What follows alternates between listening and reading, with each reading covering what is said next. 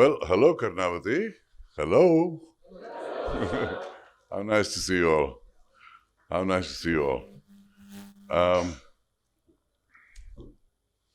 I had the impression that I was going to be interviewed, we would talk and generally get questions from you, etc. And then I discovered I have to make a speech.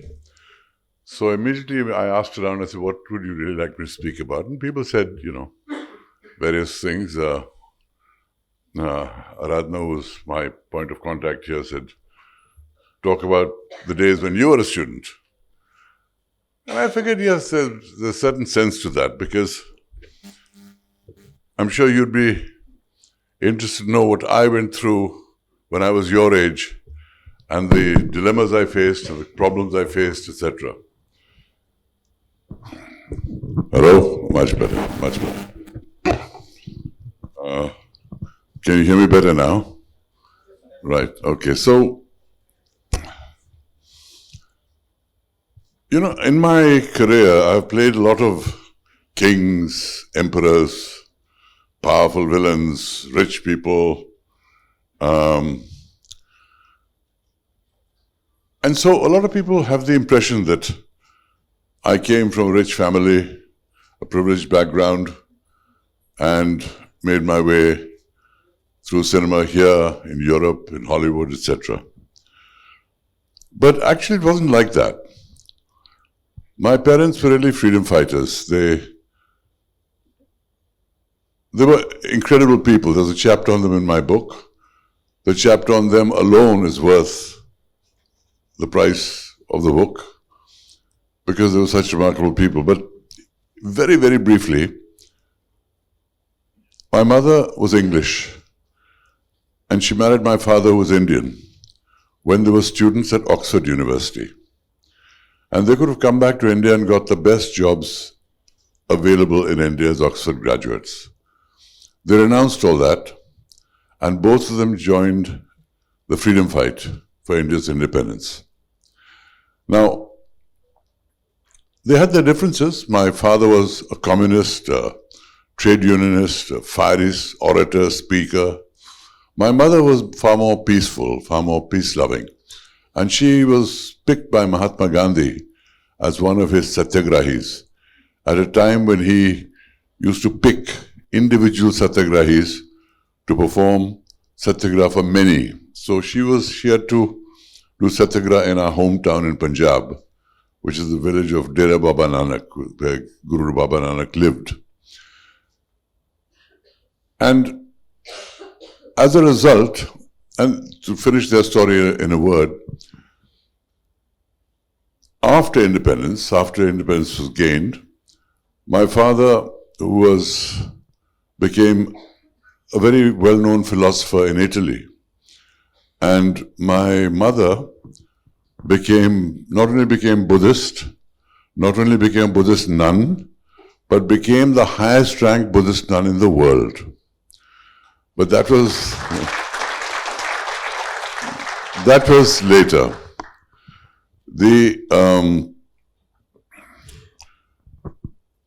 I basically grew up in Delhi, and Delhi was the city of my youth.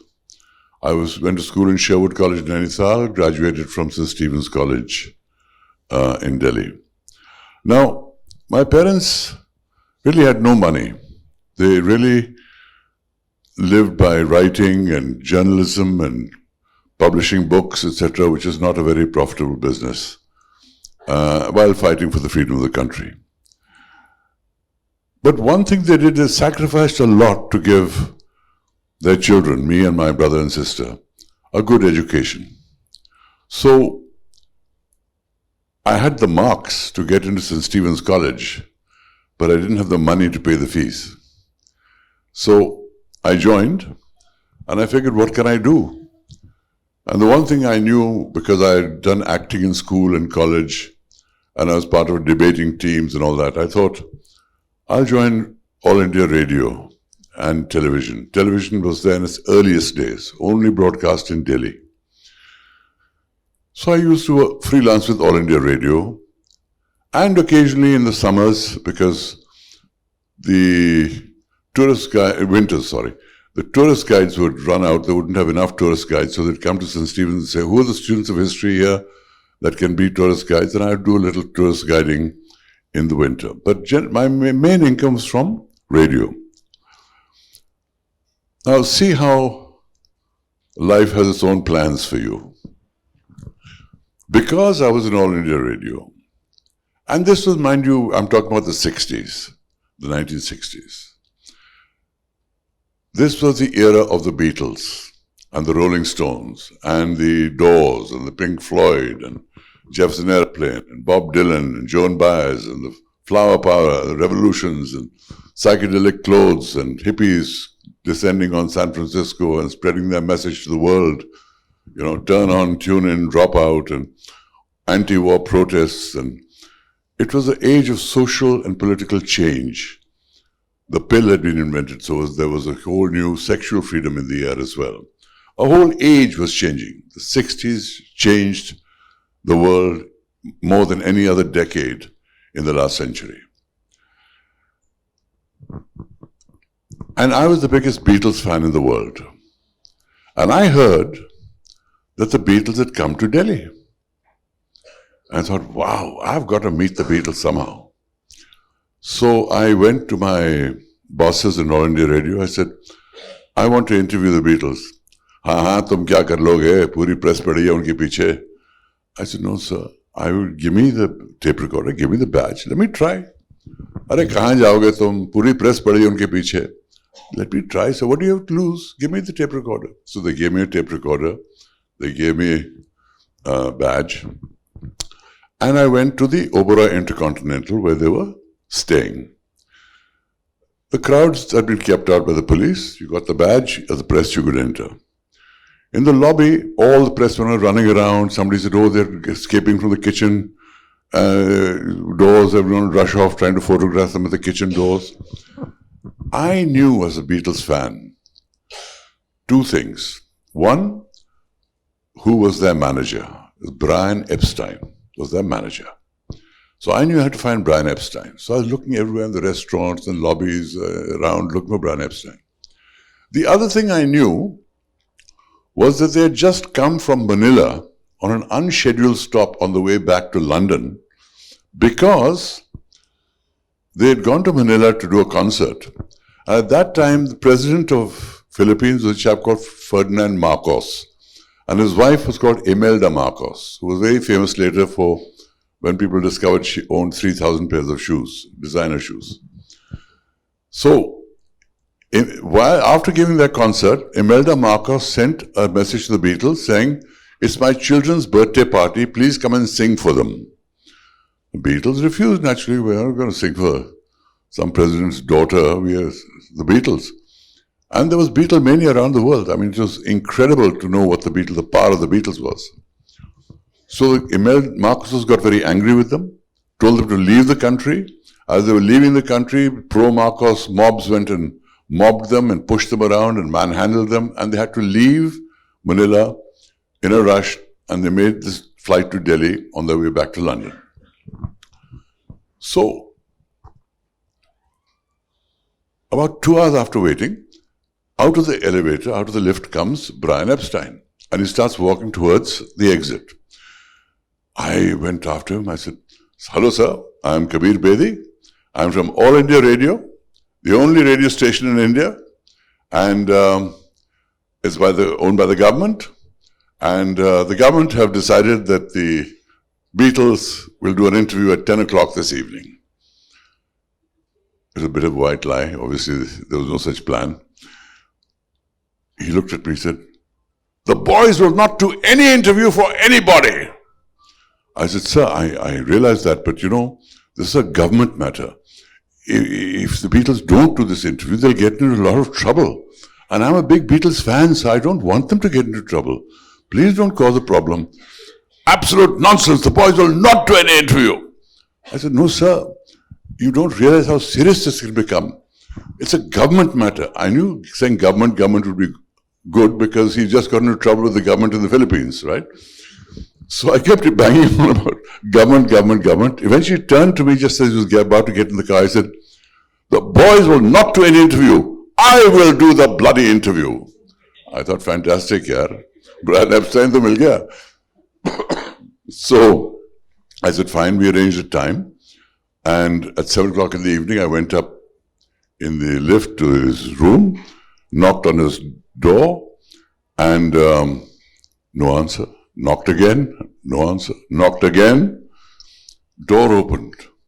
Brian Epstein standing there in his hotel bathrobe, sweating, out of breath, looks at me. He was obviously not well because he died 6 months later. He was obviously not well. And looked at me. I said, Kabir Bedi here, sir, All India Radio, interview, 10 o'clock, 7 now, we have to do it, sir. He said, oh God, I can't do this now. And he slammed the door in my face. I thought, marega. A minute later, he opened the door again, he put on some clothes. He caught my hand, took me across the length of the hotel floor to the suite at the other end of the floor, knocked on the door. Paul McCartney opens the door, and Brian Epstein says to him, boys, do me a favor, give this chap an interview.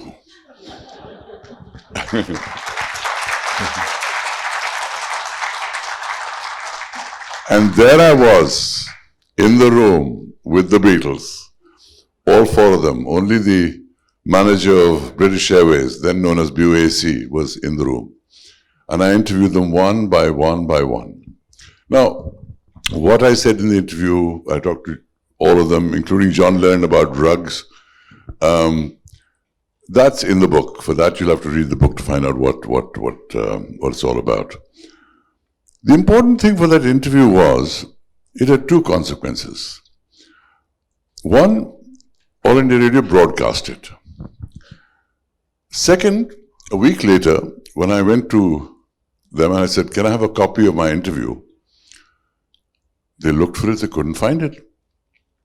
I raised hell, inquiry was launched, what's happened to Kabir's interview of the Beatles? Turned out that they had recorded somebody else's interview over my interview because they had no money for new tapes in those days. And they wiped out my interview after broadcasting it. And I was shattered. I thought, this interview I could have sold to any news media in the world and made a fortune. It was my loyalty to All India Radio that I came and gave it to them. They broadcast it to great success and then they erased it because they had no idea what the value of that was. And they had no money for tapes, so they put somebody else on it. This made me so unhappy that I packed my bags a few months later and caught the next train to Bombay with 700 rupees in my pocket to start a new life. Now, this actually is part of the opening chapter of my book, but it explains this incident and one before that the 2 of them made me decide that I don't want to work for government and I don't want to work for All India Radio. But I did work there in the earliest days of television, which gave me some experience in film editing and later film shooting, because I used to present a program called Mirror of the World. And it was the most popular program at the time, because I would take all the cultural items out of the newsreels that came from around the world and make a program out of that. And this was, like the early MTV videos of singers, junkyard artists in Paris, motor racing in Australia, and I gave it a kind of theme. I made something out of it. But it gave me film making experience, so I decided I want to be a filmmaker, which is why I went to Bombay. I didn't come to be an actor. Acting was a hobby. So, I came to Bombay and there were no film schools in those days. So how are you going to learn filmmaking? So I joined an advertising agency called Lintas, which is one of the biggest agencies. In those days, they used to do most of Hindustan Lever advertisements, as well as many other big clients. And I became their film chief and their radio chief.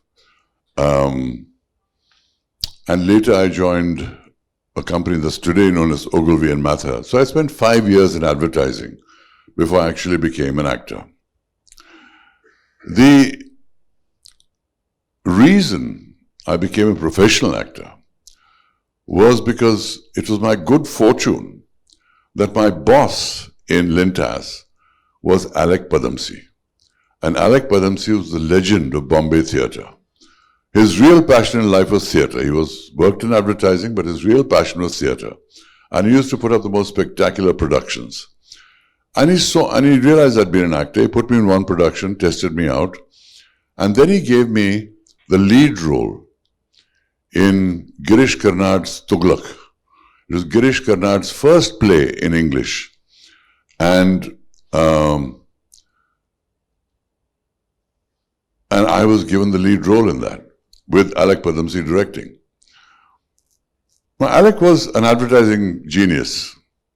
And he was also a theatrical man, so he had a great eye for things that would theatrically impress people.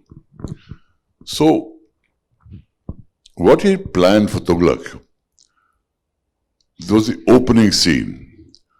So the opening scene was one where, when the curtains opened, you saw me with my back to the audience, arms out, top light, looking completely naked. You can imagine the shock it caused in the 1970s. Even today, if somebody used to see naked on stage from the back, it'll be a bit of a shock. But 1970s, it was like cataclysmic, response. And then he's standing there, the music is playing, the courtiers come on, they dress the king, and the king turns around and he gives his opening oration to the crowd. That was the opening of Tughlaq. And it caused such a stir that it made the play the biggest theatrical success in Bombay's history. And it certainly wasn't due to my scene alone, because Alec was a fabulous director. Girish Karnad was a fabulous playwright. We had the best of Bombay theatre actors in it.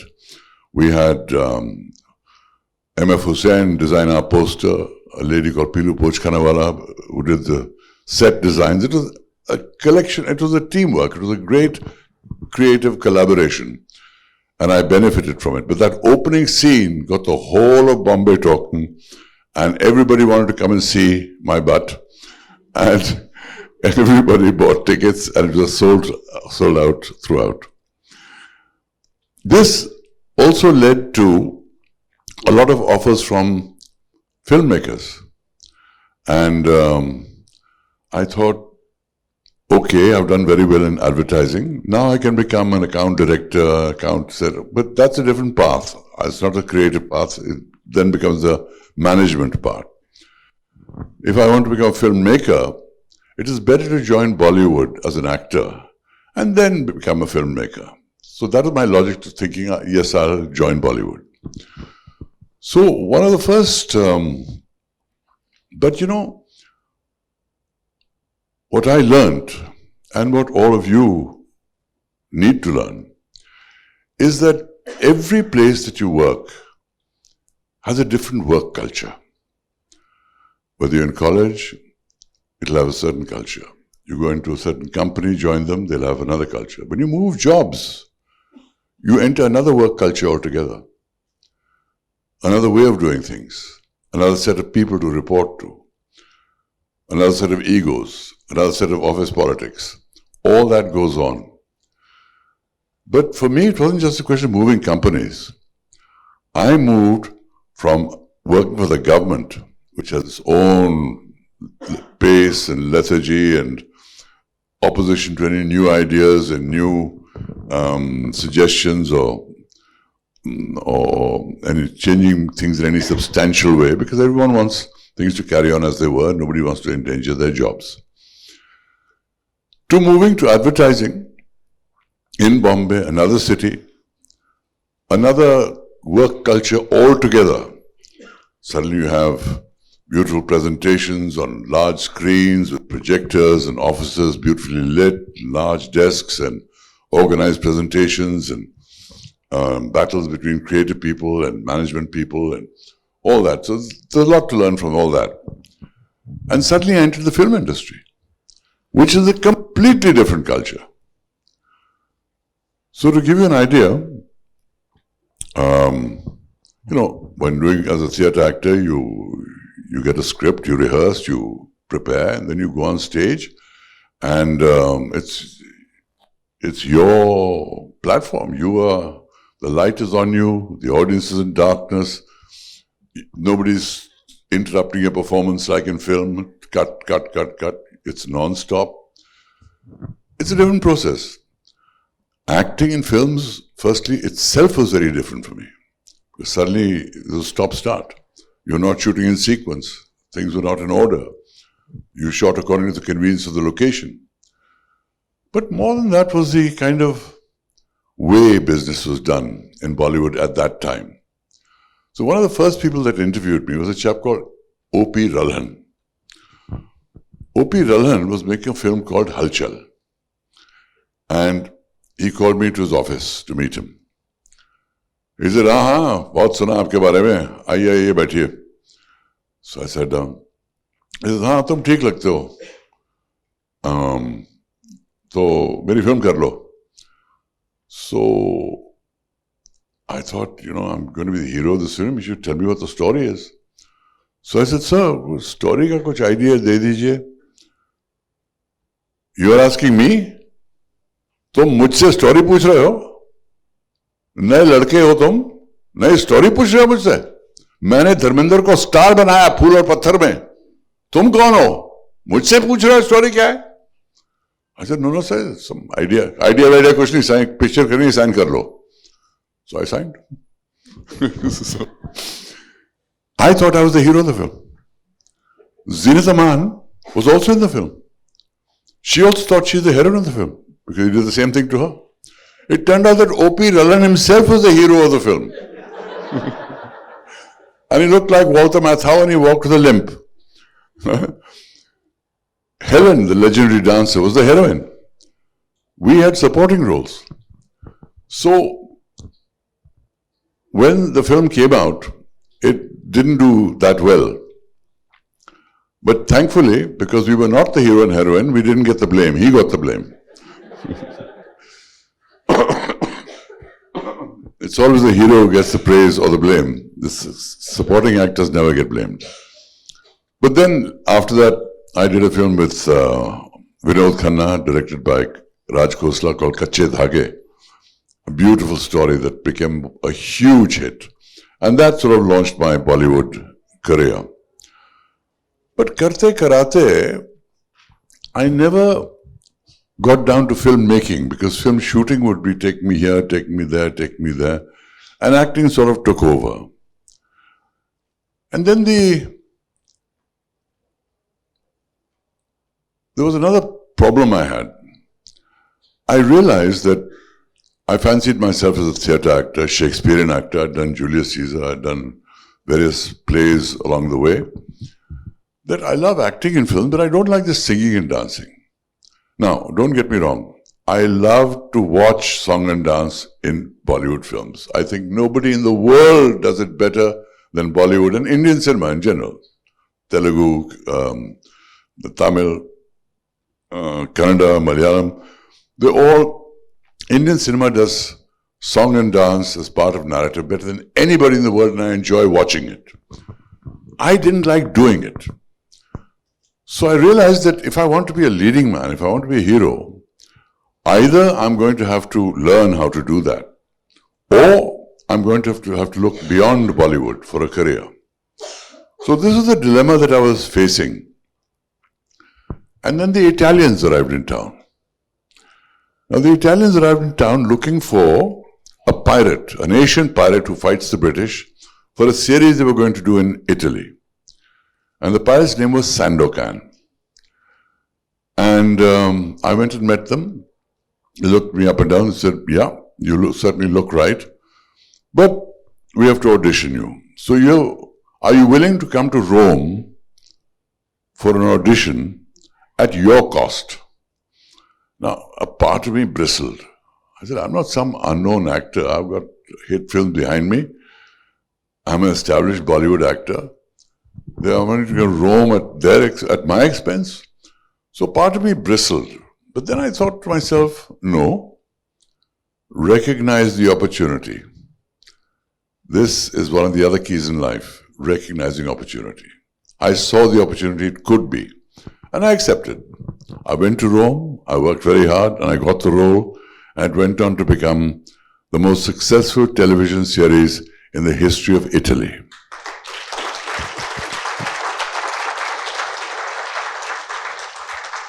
You know, here, if a television show gets 4 or 5% share, it's regarded as a big hit series.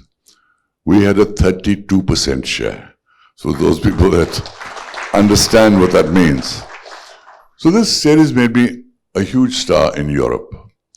And, but it posed its own challenges. Now, the thing is, again, it was a huge change of culture for me. Government to private industry to Bollywood and now Italy. I was overnight became a huge star in Europe, not just Italy, because the series was a co-production between Spain and France and everyone. And I didn't know the who's who of the industry. It's like some American comes here, does a film, becomes a big star, and doesn't know who Shah Rukh Khan is, doesn't know who Akshay Kumar is, doesn't know who Hrithik Roshan is, doesn't know who anyone is. I had to learn. I knew some of the big art film directors who I used to line up in the middle of the night to buy their tickets to the Delhi Film Festival. But the big other names, I didn't. Plus it was another language. Plus it was another atmosphere. The climate was different. The way people operated was different. So, I had to adapt. And that's one of the skills you will have to learn when in college and beyond. Always be ready to adapt. Because adapting means letting go of some things that are very comfortable and accepting new things that may not be comfortable. But that adaptation is one of the keys of life. You know, as Charles Darwin said, he said, the species that survive are not the strongest or not even the most intelligent. The species that survives is the species that learns to adapt. So, you know, we saw that even in terms of COVID. The human race was under attack. COVID wasn't attacking cats and dogs and cows and horses. It was attacking us around the world. And we adapted. We adapted, we found vaccines, we found ways of social distancing, we found various ways of dealing with it. But we as a race, as a people, adapted and basically put it at bay. Now, permutations may happen, other things may happen. But basically, we've licked COVID. It's not as though COVID is going to win this war. We're going to win it because we adapted. And that's one of the things that is a very important lesson in life. The importance of being able to adapt to new environments, new challenges, new people, and succeed in them. And it can cause some strange dilemmas. I've talked about my career and I mean, the success in Italy then enabled me to go on to America, where I did the James Bond film Octopussy, where I did Bold and Beautiful and many other series. All that later. Excuse me. But let me give you an example of the kind of dilemmas that even success can create for you. When I went to Italy at the time of Sandokan and all the madness that followed, I mean, it was like seeing Beatlemania, what I'd seen with the Beatles around the world. You know, crowds on the streets, outside your hotels, you're on the cover of every magazine, every radio station wants you, every television station wants you, every press man wants to do an interview with you. Every half an hour there's an interview going on. You barely have time to breathe. And when I went to Italy, I went there with Parveen Babi, because Parveen Babi and I were having a major relationship at the time. Actually, I haven't even talked about my personal life so far. That's also a very important part of my book, how I met Pratima, the woman who founded Nityagram, and how this go-go dancer became an Odissi classical dancer, how a normal marriage turned into an open marriage, and all kinds of things that will surprise you even today. But I won't go into that space right now. So I went to Italy with Parveen Babi. And we were photographed together on everything. And at that time, she was a bigger star than me in India. So for her, this sudden situation where I was the center of attention of everybody, and she was perceived as my girlfriend, didn't sit very well with her. She was very sensitive to that. She was a very sensitive person, very intelligent, very sensitive. And she was in the early stages of having some of the problems that brought her down later. So through the manager of Air India in Rome, I get an invitation. Gina Lollobrigida is inviting Parveen and me to dinner. Now, Gina Lollobrigida was one of the two biggest Italian stars in the world. The other one was Sophia Loren. These were the two big Italian stars internationally who'd worked in Hollywood, who were revered in Italy. So to get an invitation from them was like, oh wow, we've made it in life. So Parveen and I went off to have dinner with Gina. She had a beautiful house in a place called the Appian Way, one of the traditional roads into Rome, historic roads, beautiful villa full of paintings, sculptures, etc. And we entered, and Gina greeted me very warmly, took me inside to meet her friends. The plan was to meet her friends at the house, and then Gina and I and Parveen would go to a dinner at a restaurant in Rome privately. So while I'm in this thing and everyone's gushing about Sandokan, and how wonderful I was and all that, Gina is talking to me, introducing her friends are talking to me. She refused to talk to Parveen or even acknowledge her presence. तो परवीन का temperature बढ़ता जा रहा है, मेरी tension बढ़ती जा रही है, because on one hand I'm trying to be, yes, thank you, how nice, and on the other, I can feel this pressure cooker boiling on my right side. So I thought, chalo, when we go to dinner, this will change. So after we left these friends, we went to dinner, and we sat down. There was Gina and me and Air India manager and Parveen. Beautiful table, restaurant, dim lights, a band is playing, people are dancing in the old-fashioned way, foxtrots and waltzes, candle lights on the table, all these waiters with their white gloves, very formal, beautiful, traditional Italian restaurant. And once again, at dinner table, Gina's talking to me, ignoring Parveen completely. And I was getting very uncomfortable. Then Gina says, come, let's dance.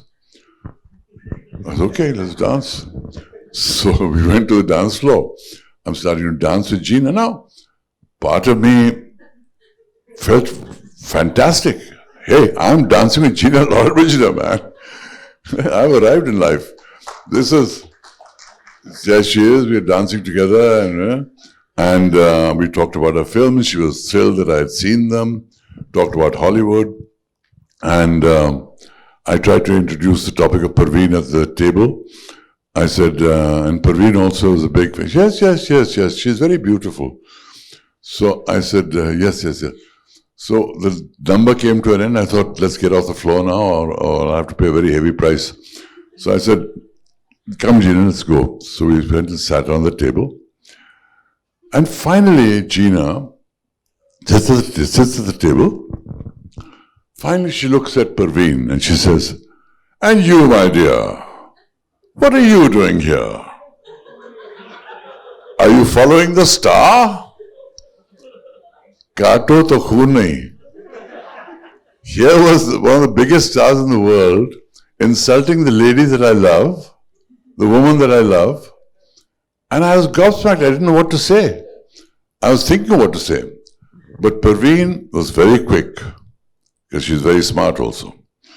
And she, before I could say anything, she turned to Gina and said, no, my dear, I'm here because I'm with my man, because I have a man. And Gina did not have a man.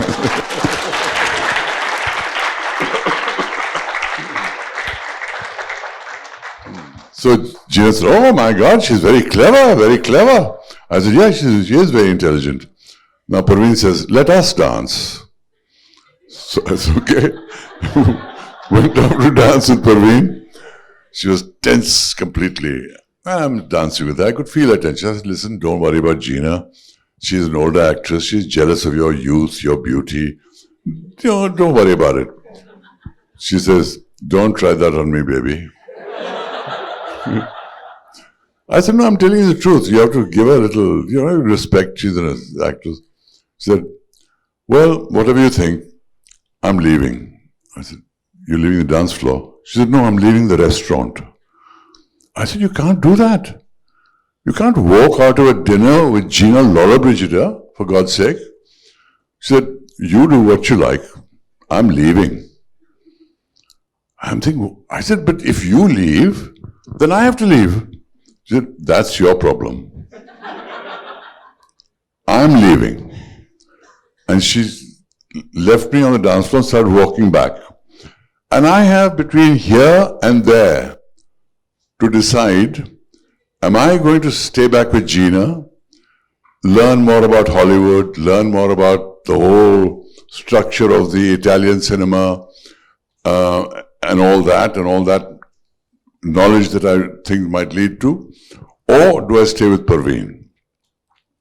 And I go there, back, and Parveen picks up her bag.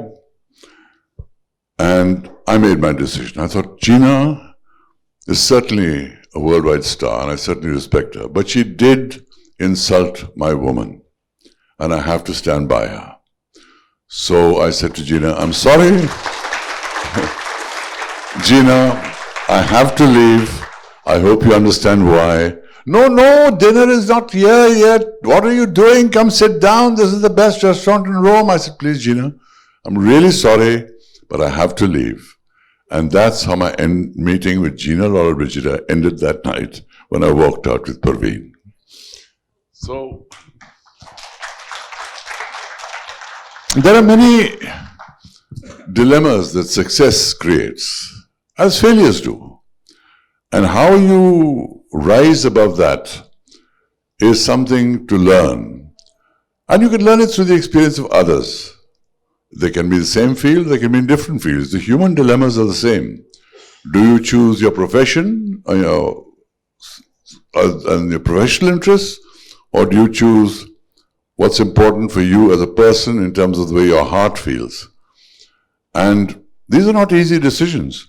If I told you I had stayed with Gina because it was important to my career, you would have understood. You may not have sympathized, but you would have understood कि हाँ ये तो करना पड़ता है यार, ये तो इतनी बड़ी एक्ट्रेस है, इतनी बड़ी चीजें निकल सकती हैं इसके साथ. अच्छा किया उसने, उसका तो मूड खराब था, ठीक है, बाद में ठीक हो जाएगा. But no, eventually I decided, I asked my heart what should I do, and I was in love with her, and I left with her. So, for all the success that I had in Italy and later in America, there were also periods when I had enormous setbacks. I made some terrible investments, lost all my money, had to declare bankruptcy and start completely afresh. How do you do that? Those are the things that my book will help you with, in terms of how do you deal with changes when your life changes completely. And how do you rise above that? And the key really is going back to your strengths. Remembering the boy that left Delhi with 700 rupees in his pocket to find a career, who found a career in advertising, who made the biggest play in Bombay, who had hit Bollywood film. What are those qualities that made you? Those qualities, when the world is crashing down around your ears, you have to remind yourself what your strengths are and go back to your strengths and rely on those strengths to raise you. Plus,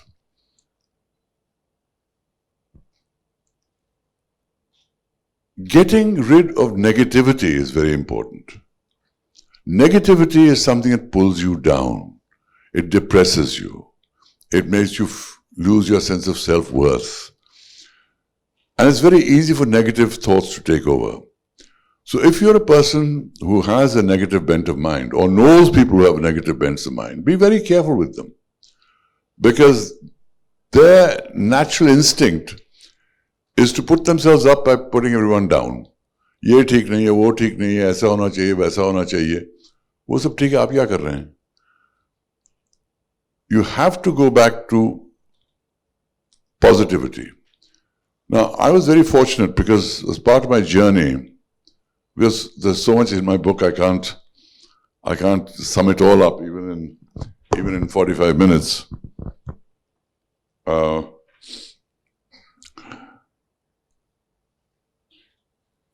I was a Buddhist monk in Burma for 3 months of my life. And I learned meditation, vipassana, from Mahasi Sayadaw, who was one of Burma's living saints. He was the guru of Goenkaji, who popularized vipassana in India and brought vipassana to India. And I was very fortunate that I had that training in vipassana from Mahasi Sayadaw, because whenever I'm in crisis in life, I resort to a lot of meditation. It calms me. It clears my mind. Vipassana is a technique basically for making you aware of how your mind functions, and by that process, slowly raising your consciousness. But what it does is it creates a base which you come out of, where you can think more clearly. The biggest obstacle to clear thinking is clouded emotion. When you get highly emotional about things, मेरा ये हो गया, उसने ये कहा, मैंने ये किया, वो हो गया, he's wrong, he's to blame everyone else in the world for your ills. All those negative thoughts take over when you're down especially. So how to remember your strengths that gave you all the success. Remember ways of eliminating negativity. Remember ways of creating clear paths of thought and acting on them. There is so much that I have written about in my life. I haven't even begun to talk about my personal life, which is also peppered with 4 marriages and 3 divorces. So there's some juice out there too. And I have written very frankly and deeply about the known relationships in my life. Because the unknown relationships is nobody's business. If I give you a name, it won't make any difference to you, but might ruin their lives. But the relationships that were known, I've written about in great emotional depth. My book is called Stories I Must Tell, The Emotional Life of an Actor. And the real key to this book is the second line, the emotional life of an actor. Because the whole book has been written from an emotional perspective. If you want to know what my life is, what I've done, go to Wikipedia. All the details are there. But what I felt, what I thought, the dilemmas I had to face, the decisions I had to make, the setbacks, and how I react to them, that is my emotional journey. So this is a story of the emotional journey of an actor, the emotional journey of an actor.